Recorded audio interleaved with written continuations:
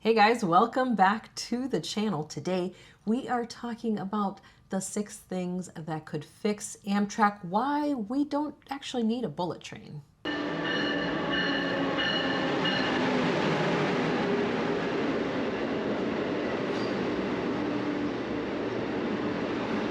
All right, guys, so today we are going to be sharing with you the things that would absolutely fix Amtrak.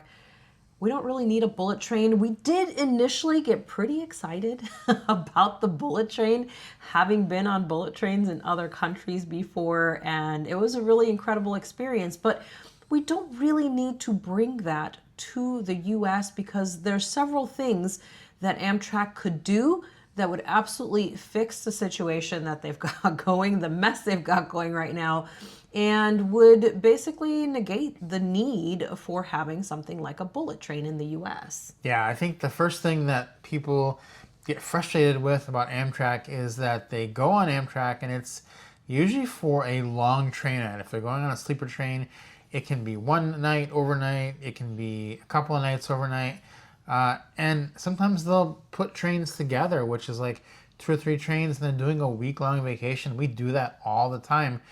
But that's the thing, is it is a vacation for a lot of people riding Amtrak, and Amtrak treats their system like it is just all commuters and it's just about getting you from point A to point B and not about the luxury experience of taking a vacation. And I think that misses a real opportunity because it leaves a lot of people feeling disappointed. Now, they are charging vacation prices for these routes, and sometimes they will even just put people on a bus or run out of food, things that are simply unacceptable on a vacation that is priced at that price point.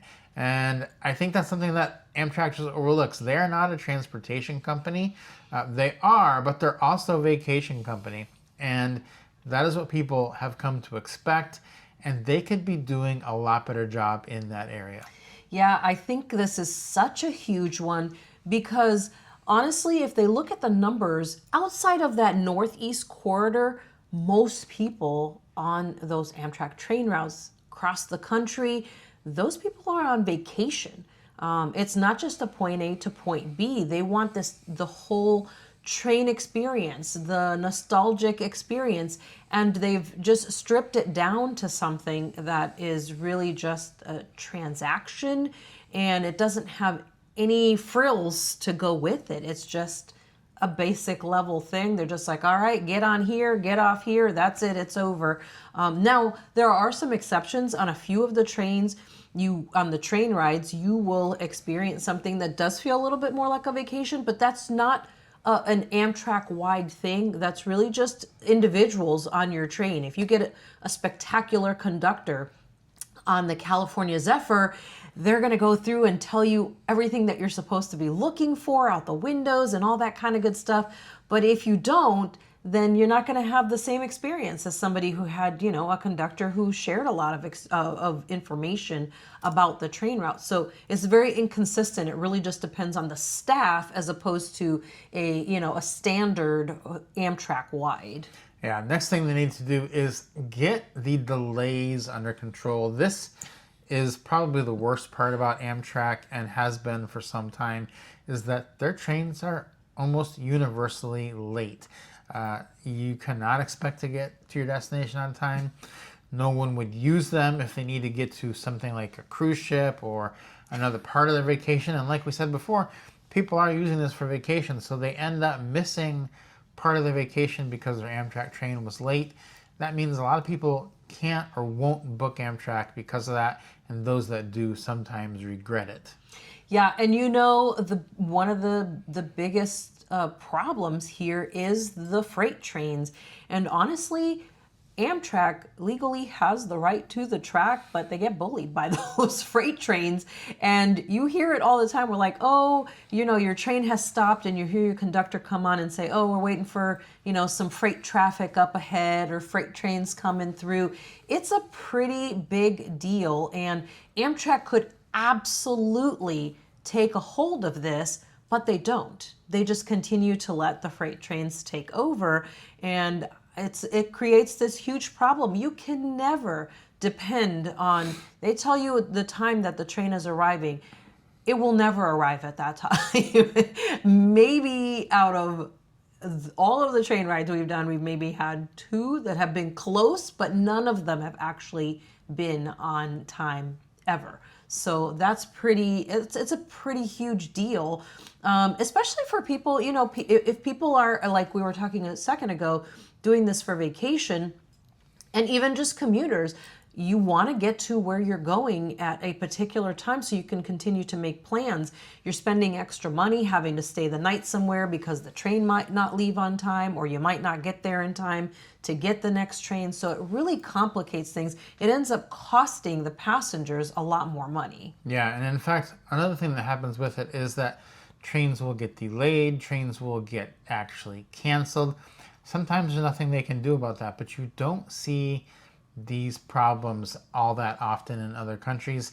We travel a lot of times in other countries, and the number of times that we're delayed by more than an hour, I don't think it's ever happened. And the number of times we're delayed by less than an hour on Amtrak, that really doesn't happen much either. So it's a really bad track record, and it's shockingly bad, actually. And that's just something that they need to get under control.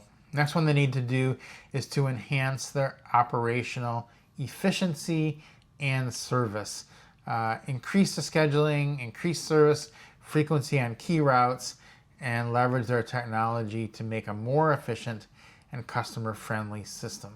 Yeah, and again, this is pretty big too, because having, increasing the frequency, they do a decent job with this as far as adding trains to certain routes that do have a lot of people passing through them, but there's just not enough. And especially for those longer routes that some people do use as commuters, like, the big routes, say like the California Zephyr or something. Sure, people still hop on there and use that as commuters. So they really need to do a better job tracking who's on the trains, how long they're on the trains for, where there's a bigger need for more routes too, and just expanding the number of times that they run that route as well.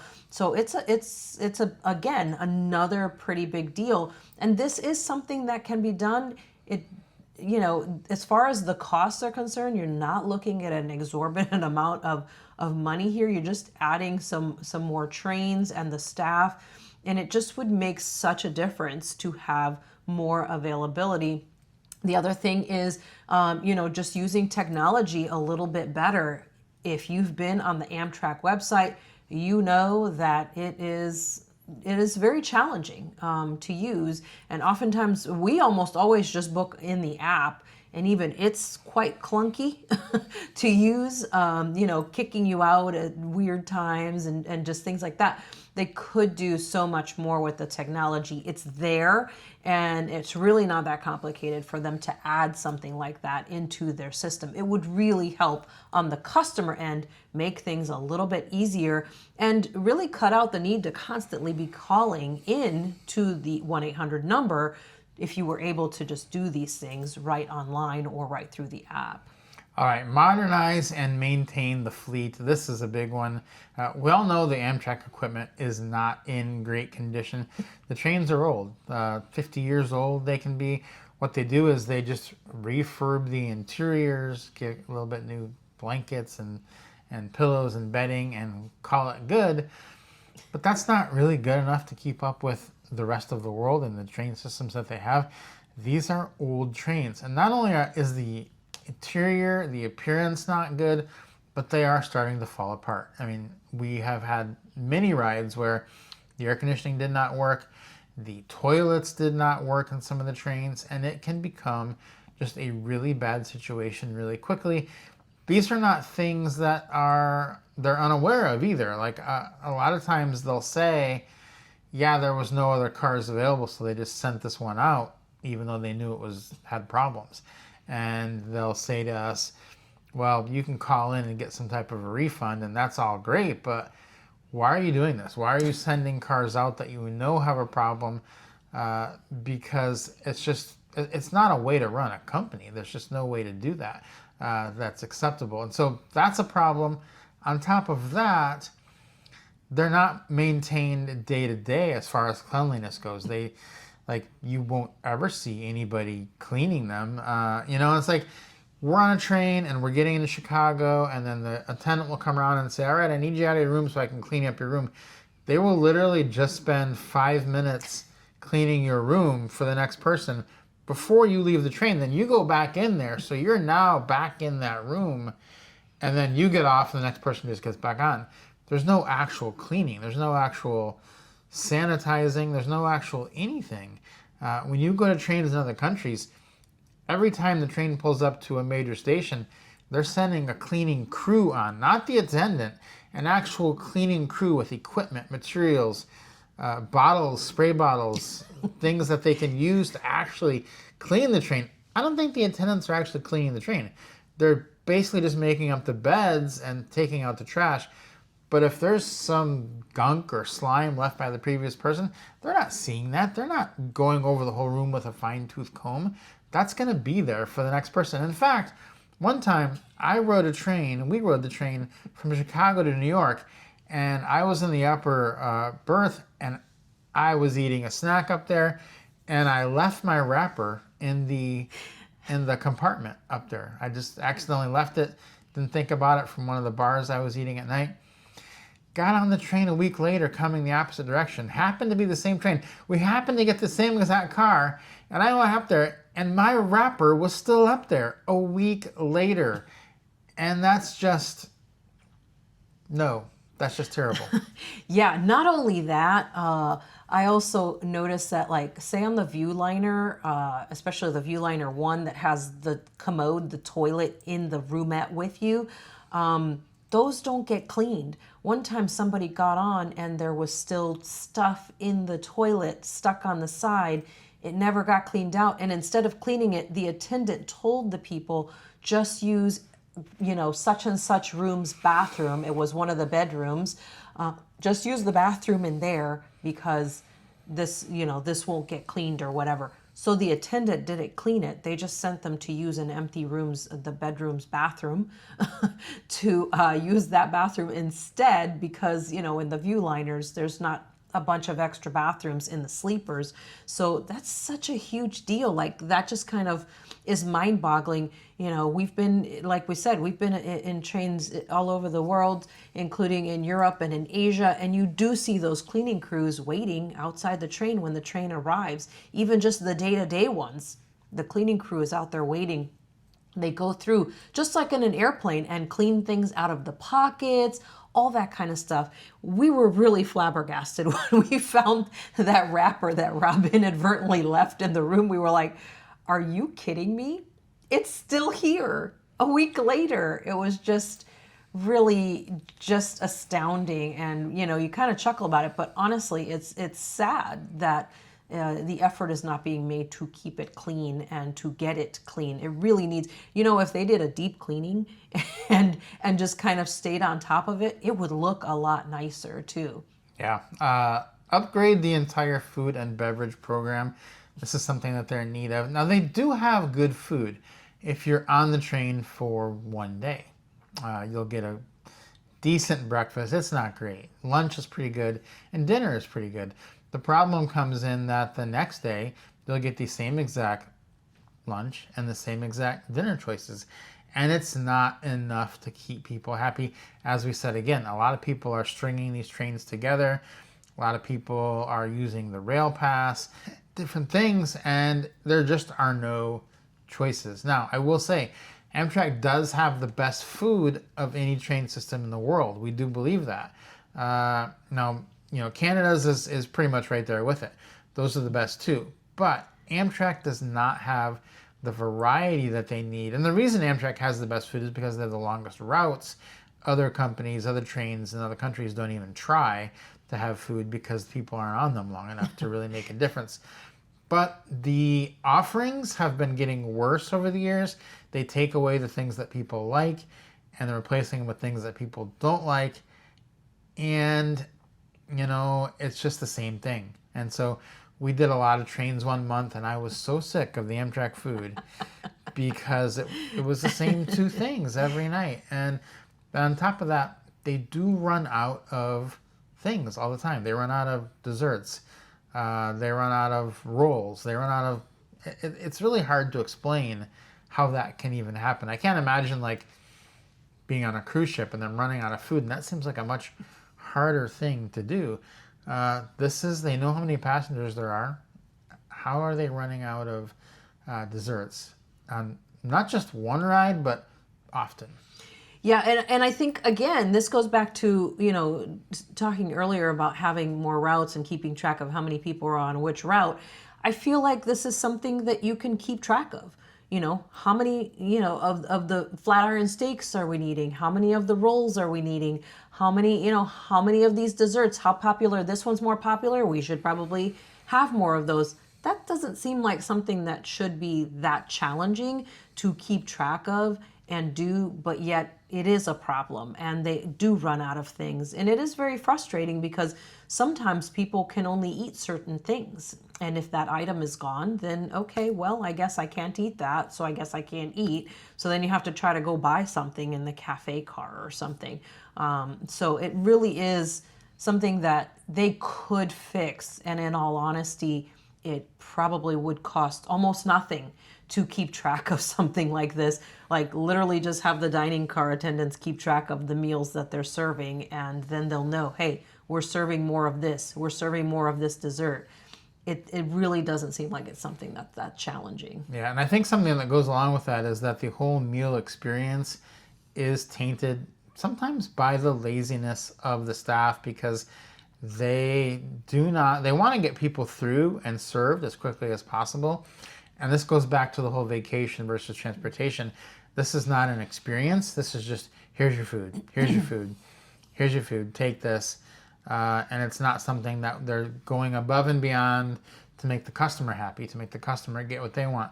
We often will, because we film a lot of our rides and we don't want to make other people uncomfortable while we're doing that, we will usually ask to have a table by ourselves, which you're paying this much money on a train to do that. That's not an unreasonable request, especially if there's open tables. There's no one sitting at some of the tables. They just don't want to use them because they don't want to take up extra tables and have to clean extra tables.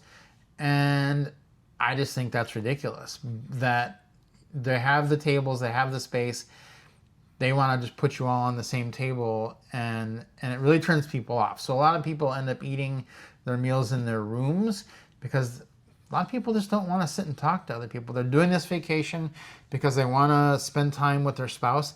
They don't care what some other couple from another state is talking about. And yeah, that's fine once in a while, but you don't want to do that every single meal. I know that some people think that that's great, but some people think that it's not. And as the customer paying thousands of dollars, you should have the choice. You go on a cruise ship and they will sit you with other passengers, but if you tell them, I want to eat by myself, they will make the adjustment. And that's the difference between a vacation and a company that is just saying, all right, well, this is good enough for you. And unfortunately, Amtrak has adopted that this is good enough for you mentality, and it really isn't good enough for people who have choices in what they do and don't really want to do that. Yeah, exactly. And again, this is one that kind of depends on the staff, because some dining car attendants are fantastic. We've had one that does the tablecloth, the white tablecloth, sets everything up real pretty, has floral arrangements on the tables, plays music in the dining car while we're eating. Very beautiful, very nice experience. You just feel like, oh, this is really the nostalgic train experience that you're wanting, that everybody is wanting. Unfortunately, he doesn't work on every single train, so you're only going to get it if you get in his car, on his train, on his route, and when he's working. And I think that that's, again, the inconsistency. It's up to the staff person. If the dining car attendant wants to make it amazing, they make it amazing. If not, they're just like, here's a bag of your stuff, unbox it yourself at the table and eat it. And it's just really unpleasant And again, for the amount of money that they're charging, if they were charging $100, okay, sure, I could see that being less, but they're not charging $100. They're charging thousands. So it really does affect your overall train ride experience. All right, improving the stations. This is a big one. They do have some beautiful stations. They have New York, Moynihan Train Hall, amazing. And they have some stations that are not amazing. Compare New York Station to Atlanta Station. It's night and day. It's like, it's terrible. There's a lot of stations, we live in Atlanta, that you wouldn't even want to go to because of the safety issues around those stations. And then the time of day that the train is getting in, no, it's just not a good idea to even go there. And so that's a problem. The stations are understaffed, they're not open, and they're just old. They just feel bad. And so they're not this exciting. When you go to Moynihan in New York, it's like, oh, this is exciting. I'm about to go on an amazing vacation here. But then you go to some of the other ones, and it's like, oh, this is rough.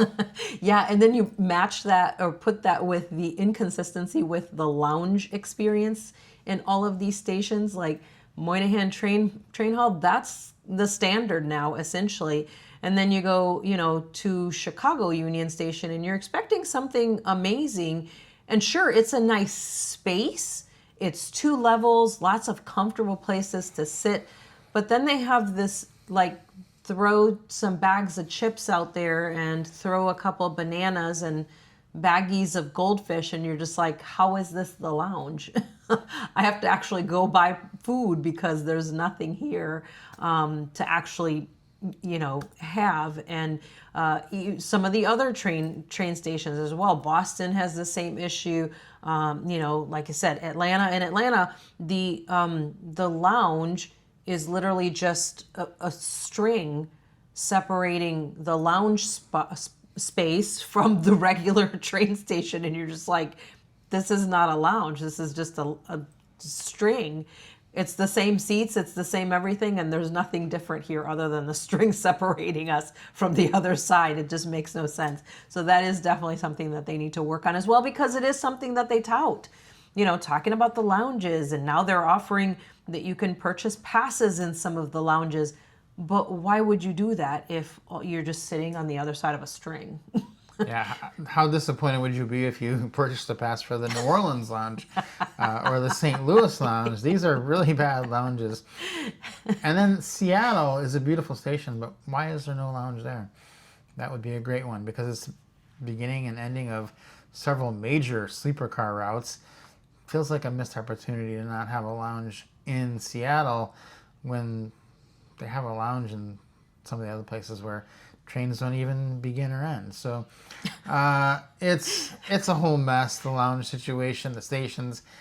I hope they fix that. It's not as high of a priority, but it does kind of give you that feeling like, when you start a train ride in LA, if you're going LA to Chicago, the LA lounge is nothing like the Chicago lounge or the New York lounge, and it just doesn't give you that same great feeling you're going to have and set the trip up off the right foot. So these are the things they could do to fix a lot of the issues. If they did these things, I think people would generally be very, very happy with Amtrak and be happy about the price they're paying. It's a great system. It's a great service. We love riding on Amtrak. But these are not new problems. These problems have been there since we started riding, and it's almost as if they don't care. Yeah, and it's quite frustrating. They're, even just discussing getting a bullet train, it's like, how about fix what you have first before moving on? And that's why we say, we don't need the bullet train. Let's fix what we have, because we can get a lot more out of it.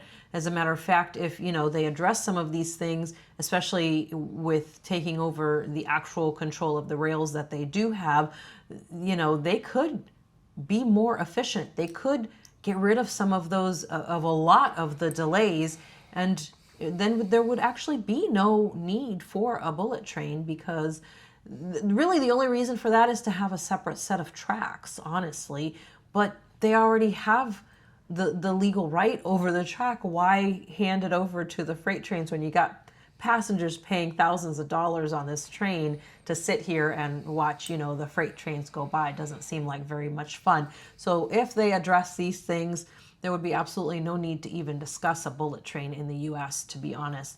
So hopefully this was helpful to you if you've been thinking about it, if you've been on Amtrak and you've had these issues, or you've noticed these things also, especially as they've gotten worse over these last few years. Go ahead and leave us a comment down in the comment section.